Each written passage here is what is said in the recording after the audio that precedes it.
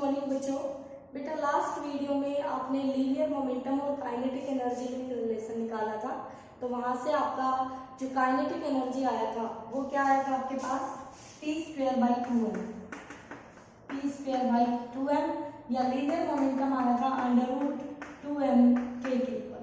ठीक है, तो ये रिलेशन आपने फाइंड आउट किया था। ओके, अब हम बात करेंगे वर्क एनर्जी थ्योरम। तो वर्क एनर्जी थ्योरम आपके बुक में दो तरह से डिराइव होगी, for constant force, for variable force. तो हम वेरिएबल फोर्स से ही करेंगे। ठीक है, तो देखिए कैसे करेंगे। हमारे पास ये कोई बॉडी है बेटा, और ये बॉडी इनिशियली u वेलोसिटी से चल रही है, तो इसका मास m है। तो यहाँ पर फिलहाल इसकी कुछ ना कुछ kinetic energy, initial kinetic energy होगी इसके पास। फिर हम इसके ऊपर एक फोर्स लगा देते हैं, F फोर्स, जिसकी वजह से हमने इसके ऊपर एक वर्क कर दिया। ठीक है, जिसकी वजह से इसकी फाइनल वेलोसिटी u की बजाय v हो गई, u की बजाय v हो गई, और काइनेटिक एनर्जी भी k इनिशियल से k फाइनल हो गई। ठीक है, तो देखिए बेटा, हमें पता है small work done in moving a body वो कितना होगा, f dx। ठीक है, ओके, तो dw इक्वल टू हम लिख सकते हैं f को m इंटू a dx, और a को लिख सकते हैं dv/dt इंटू में dx। मैंने बताया था सेम स्टेप चलेंगे, m dx/dt हमारा v होगा, और dv तो है ही, साइड में लिख सकते हैं, because dx/dt rate of change of displacement velocity होता है। यहाँ पर आपका dw चल ही रहा है। For total work done w equal to हमारे पास आएगा mv dv, और हम इसको इंटीग्रेट कर देंगे u से v, इनिशियल से फाइनल लिमिट, क्योंकि वेलोसिटी की लिमिट है, तो इनिशियल वेलोसिटी u है, फाइनल वेलोसिटी v है। ठीक है, लास्ट में बताऊंगी कि ये थ्योरम क्या कहती है, रिजल्ट से दिख जाएगा आपको, पहले आपने ये किया।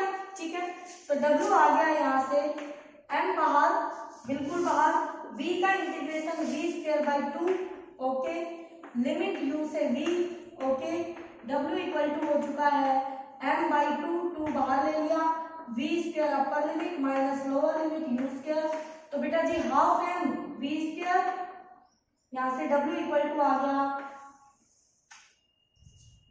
Half m v² minus half m u²।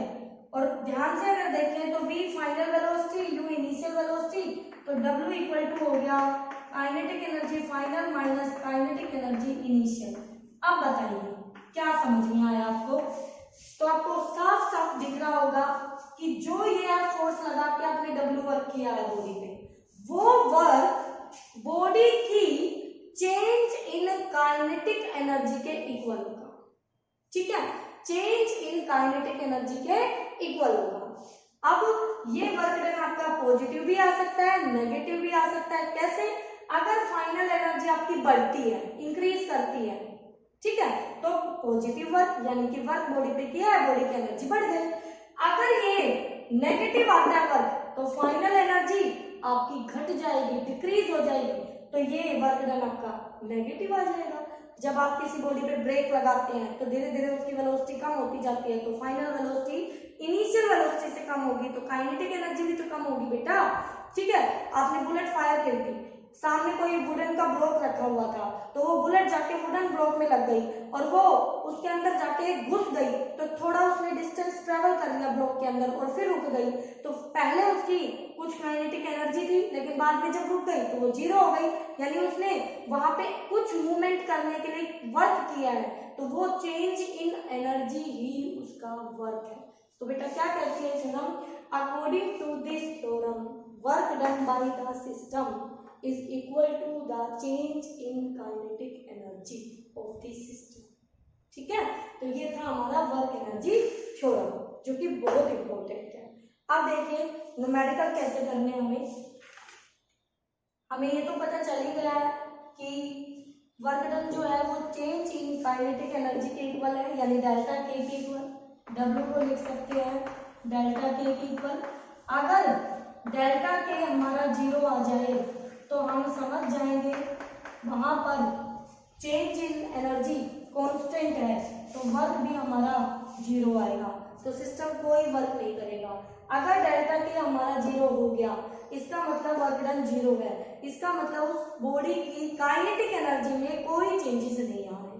ठीक है, चलिए अब ये जो आपने डिराइव किया, यहाँ पर ध्यान से देख लीजिए, इस बॉडी की जो पोटेंशियल एनर्जी थी, अब पोटेंशियल एनर्जी आप आगे पढ़ेंगे, आपको क्लियर होगा। तो एक लेवल पर है, उसमें कोई चेंजेस नहीं है, सिर्फ काइनेटिक एनर्जी का चेंज हम डिस्कस कर रहे हैं। ठीक है, तो देखिए बेटा, न्यूमेरिकल, फर्स्ट न्यूमेरिकल में क्या कह रहा है, फर्स्ट न्यूमेरिकल में हमें बताया है कि एक टॉय रॉकेट है जिसका मास, रॉकेट का मास ऑफ रॉकेट 0.1 किलोग्राम है। ओके, उसके बाद कहता है कि स्मॉल फ्यूल ऑफ मास, उसमें जो फ्यूल है, तो मास ऑफ फ्यूल 0.02 किलोग्राम है। ओके, ये मास ऑफ रॉकेट है, शॉर्ट में लिखा था मैंने, समझ जाएगा। मास ऑफ रॉकेट दे दिया, मास ऑफ फ्यूल दे दिया, फिर कहता है कि fuel Burns out in 3 second, 3 second में, टाइम 3 सेकेंड दे दिया, 3 सेकेंड में फ्यूल बर्न हो जाता है। Starting from rest, initial velocity उसकी जीरो है क्योंकि वो रेस्ट से स्टार्ट कर रहा है। आपको मेरी एक बात सुनिए ध्यान से, रेस्ट से स्टार्ट कर रहा है, स्टार्टिंग फ्रॉम रेस्ट। उसके बाद कहता है कि start from rest on A horizontal smooth track, और फाइनल वेलोसिटी उसने अटेन कर ली है 20 मीटर पर सेकेंड। ओके, फिर कहता है कि after the fuel is burn out, जब वो फ्यूल बर्न हो गया तब उसने इतनी वेलोसिटी अटेन कर ली है। ठीक है, what is the energy content per unit mass of the fuel, यानी energy content per unit mass, तो energy content per unit mass हमें ये बताना है कि ये कितना होगा, एनर्जी पर यूनिट मास। ठीक है, दूसरा कहता है the small okay, what is the energy content per unit mass of the fuel, और ब्रैकेट में दिया है इसने कि जो स्मॉल मास वेरिएशन है उसको हम इग्नोर कर सकते हैं। ओके, चलिए सबसे पहले हम क्या करेंगे, सबसे पहले हम थ्रस्ट फाइंड आउट कर लेंगे रॉकेट का। थ्रस्ट कितना फोर्स लग रहा है, तो उसको थ्रस्ट बोलते हैं बेटा, THRUST, thrust on the rocket. ये आपका NCERT क्वेश्चन है, NCERT question, thrust on the rocket. तो थ्रस्ट हमारा क्या हो जाएगा, हमें दे रखा है थ्रस्ट फोर्स होता है M into A। ठीक है, तो यहां से मास M और acceleration final velocity v minus initial velocity u upon में टाइम, और ये सभी फैक्टर हमें गिवन है। तो मास कितना है बच्चों 0.1, ओके, वेलोसिटी कितनी है 20, इनिशियल 0, टाइम 3 सेकेंड, और यहाँ से ये आपका फोर्स आ जाता है। तो यहाँ से अगर हम इसको 1/10 करें तो 0 से 0 3 आ गया, 2/3 Newton. This is the thrust. Okay, ये आपका थ्रस्ट आ गया। अब आपको पता है कि जो एनर्जी है, एनर्जी काइनेटिक एनर्जी, वो कितनी हो जाएगी, 12 mv²।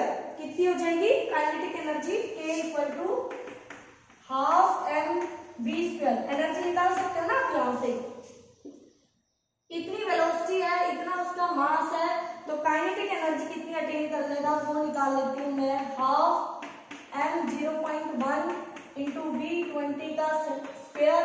तो बच्चों आप चेक कर लेना कितना आता है ये लगभग आपका 20 जूल आएगा। This is the K kinetic energy.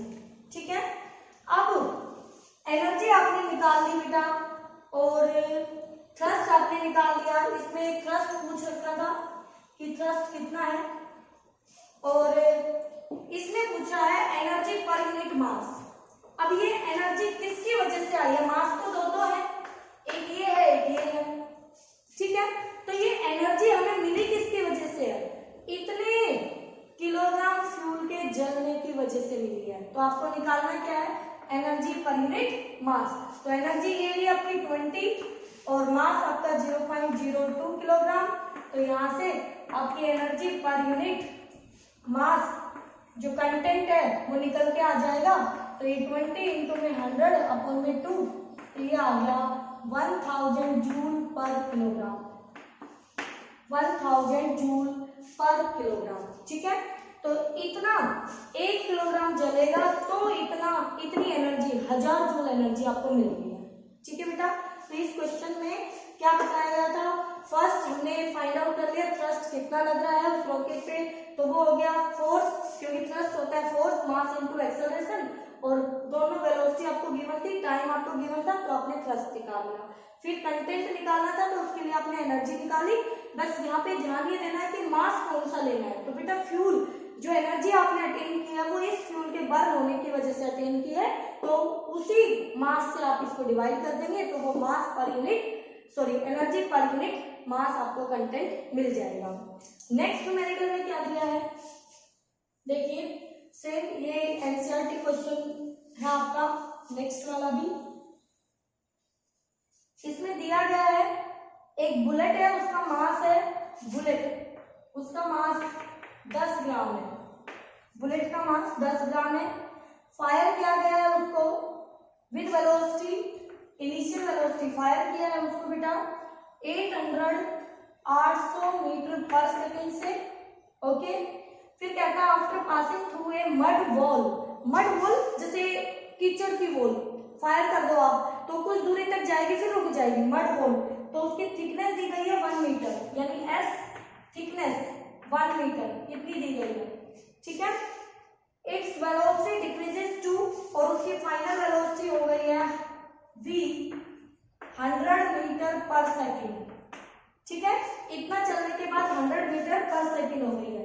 Find the average resistance offered by the mud wall, average resistance offered यानी कि एफ निकालना है आपको, resistance, average resistance offered by the mud wall.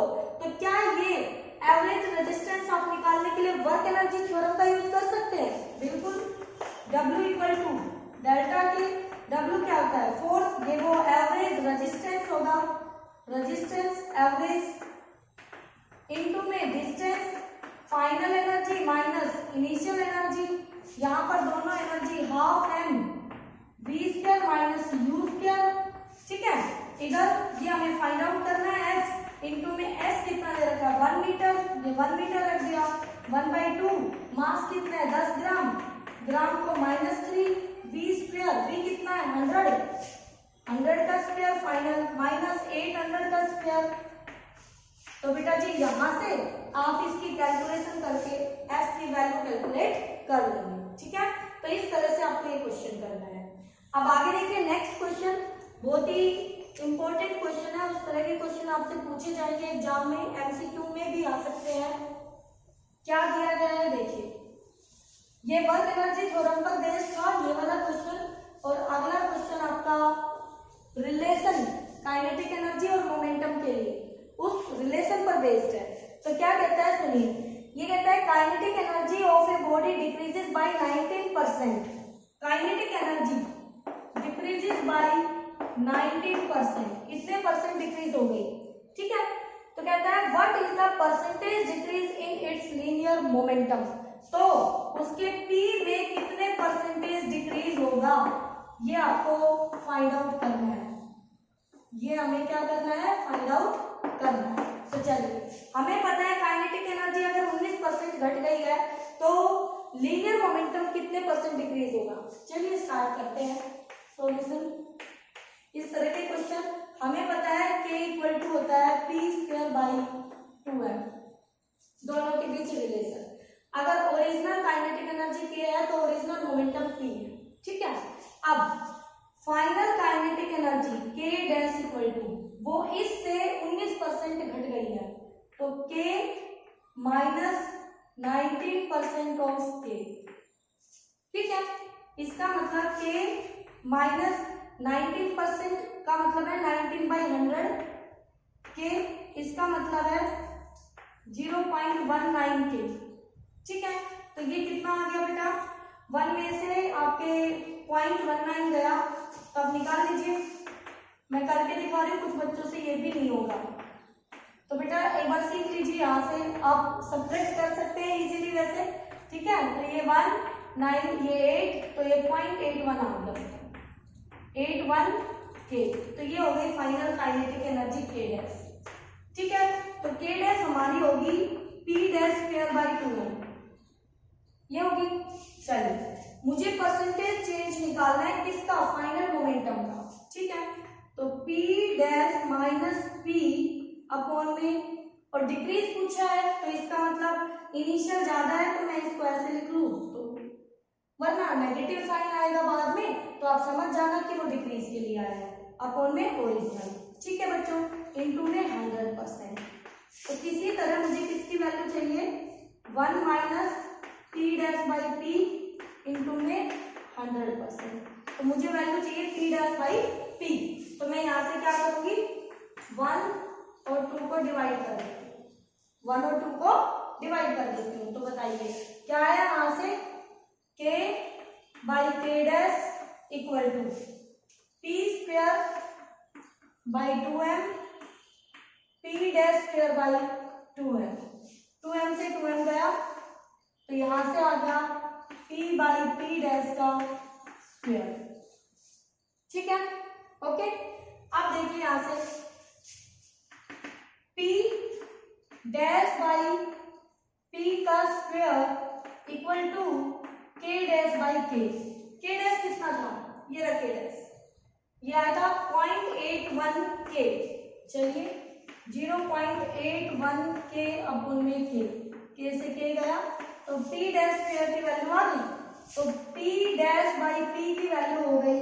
अच्छा मुझे यहाँ स्क्वायर की नहीं चाहिए, तो मैं रूट यही ले लेती हूँ, अंडर रूट 0.81, इसका मतलब 0.9, ठीक है। तो वो वैल्यू मैं यहाँ रख दूंगी, 1 माइनस 0.9 अपॉन में, सॉरी P डैश बाई, तो सीधा 0.9 इंटू में 100%। तो बच्चों अंदर कितना बचेगा, 0.1, 0.1 इंटू में 100%, तो ये आ गया आपका 10% आंसर। कितना आ गया बेटा, 10% आंसर, ठीक है। तो इस तरह से कोई भी चेंज के, डिक्रीज के, इंक्रीज के, चाहे काइनेटिक एनर्जी दे, लीनियर मोमेंटम दे, आपको ये रिलेशन फॉलो करके फाइंड आउट करना है, ठीक है। तो ये था हमारा यहाँ पर काइनेटिक एनर्जी का टॉपिक, ओके, ठीक है।